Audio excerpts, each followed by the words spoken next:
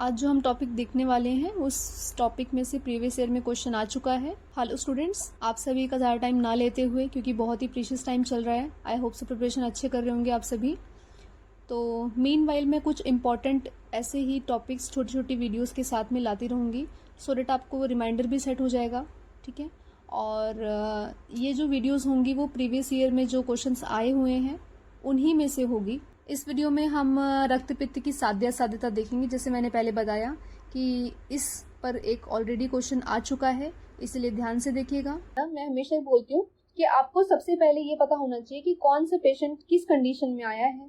अगर वो असाध्य अवस्था को लेकर है तो आप उसको कैसे ट्रीट कर पाओगे, है ना। आपको रेफर करना ही पड़ेगा। तो आपको पता होना चाहिए कि जो क्रिटिकल केयर वाले पेशेंट है उनको रेफर कब करेंगे, या कौन सी पेशेंट है जो संशमन औषधि देने पर आप उनको ट्रीट कर सकते हैं।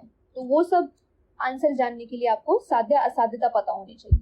ठीक है, तो देख लेते हैं। सबसे पहले देखते हैं कि कौन सा रक्तपित्त साध्य है जिसको आप ठीक कर सकते हैं। ठीक है, नंबर 1 एक मार्ग, है ना, कि एक रूट इन्वॉल्व है, इधर ऊर्ध्व और अधोग। नेक्स्ट आता है एक दोषज। ठीक है, थर्ड आता है सुखे काले, ये प्रेफरेबली कंडीशन है ना।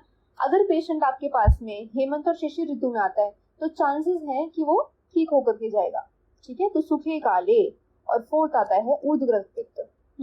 जो ऊर्ध्व रक्तपित्त है जिसमें कफ दोष बाहुल्य है या फिर कफ संसृष्ट है, वो वाला जो है साध्य बताया गया है। ओके, अब हम बात कर लेते हैं याप्य की। कौन सा रक्तपित्त याप्य बताया गया।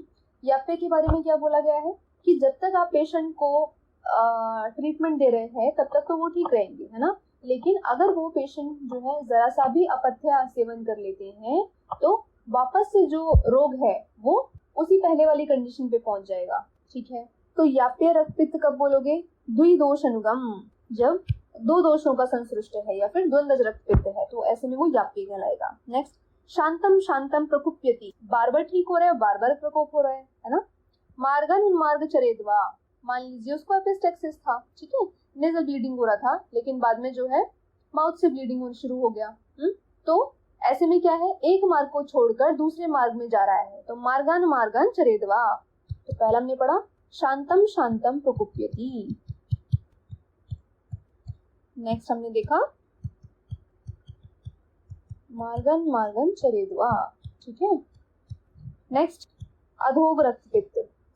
ठीक है, तो जो अधोग रक्तपित्त है, जो वात संसृष्ट है, वो कैसा बताया गया? याप्य बताया गया है। ठीक है, अब बात कर लेते हैं असाध्य रक्तपित्त की। ठीक है, तो असाध्य रक्तपित्त कौन सा होगा? कौन से लक्षणों से युक्त होगा? पहला आता है उभय मार्गगत, जिनमें दोनों ही मार्ग इन्वॉल्व हैं, तो वो हो गया असाध्य।